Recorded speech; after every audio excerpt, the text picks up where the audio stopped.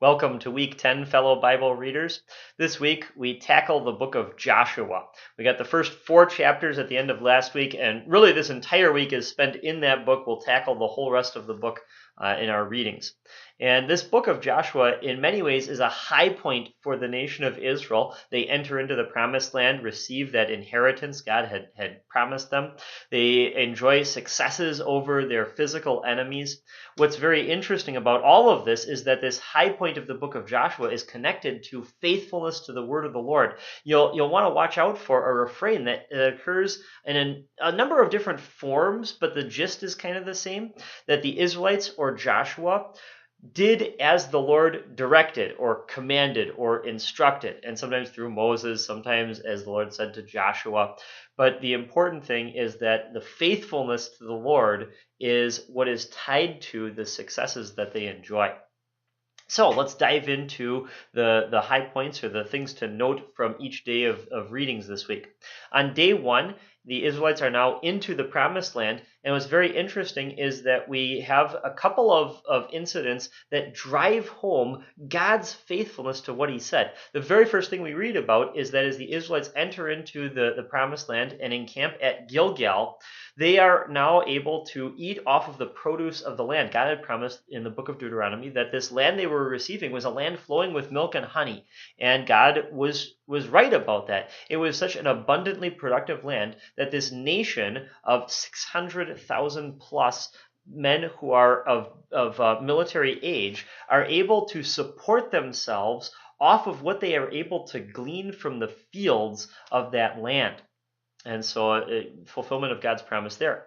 Second, in chapter 6, is the conquest of the city of Jericho, a fulfillment of God's promise to give the Israelites military victory over their enemies. And then in chapter 7, we get the incident, or part of the incident at Ai, and it's the defeat that goes on there in the sin of Achan.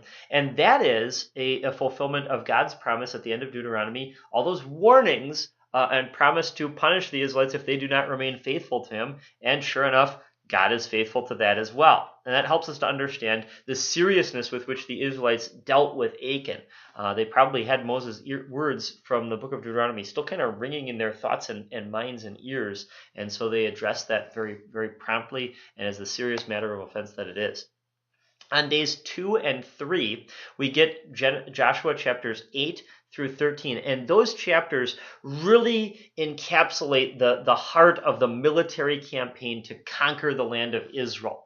And what would be very helpful for you as you read through those chapters is to get yourself a good map of that military campaign Joshua waged. If you're using the Lutheran Study Bible, there's a very nice set of maps on page 357 in that study Bible. I've included a couple of links in the description to the video below to some maps that you can find online. And it's just sort of helpful to have in your mind a sense of where these battles are being fought, because it helps to set up some of the stuff for the book of Judges.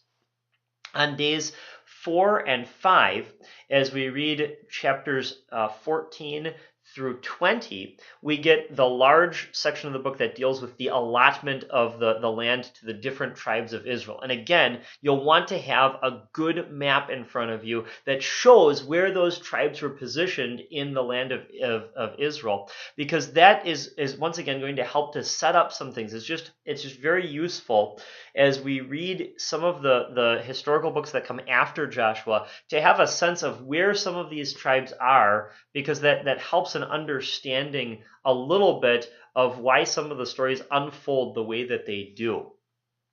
If you're reading the Lutheran Study Bible, there's a nice map of that on page 365. I've also included a link in the description to the video below for a nice online map of the tribes. Another thing you can do is you go through those 2 days of readings, days 4 and 5, because there are so many place names.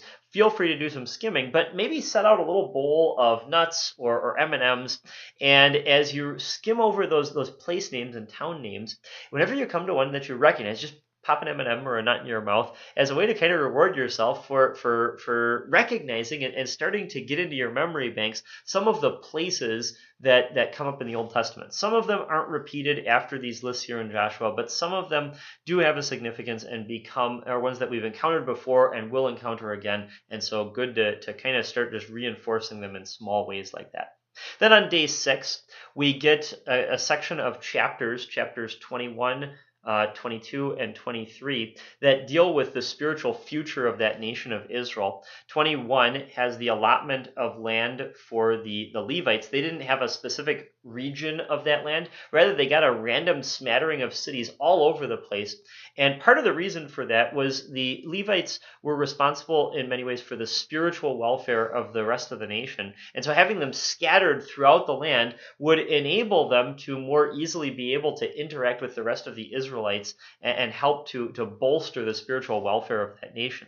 In chapter 22, we get an incident between the tribes on the eastern side of the Jordan and the ones on the western side of the Jordan with an altar that was built by those East Jordan tribes. And the whole rationale behind it was to make sure that their children would not be able to be excluded from the nation of Israel. And so a forethought for the welfare of those who are coming after them.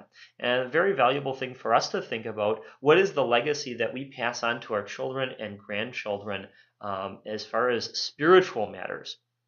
And then in chapter 23, Joshua addresses the nation, and again, his encouragements are directed towards a continuing and ongoing faithfulness to God's word.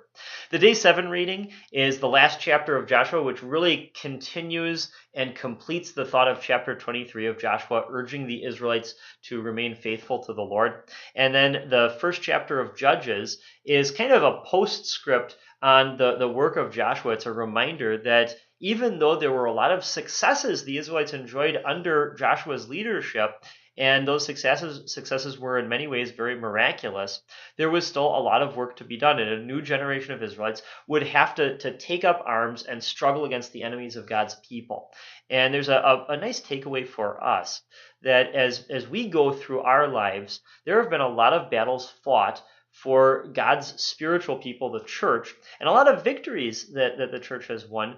But every generation must take up spiritual arms to fight against the temptations of their age. And so we too ought to struggle against Satan and his lies and his attacks in our day and age, just as those who have gone before us in the faith. That's all for week 10. We'll see you in week 11.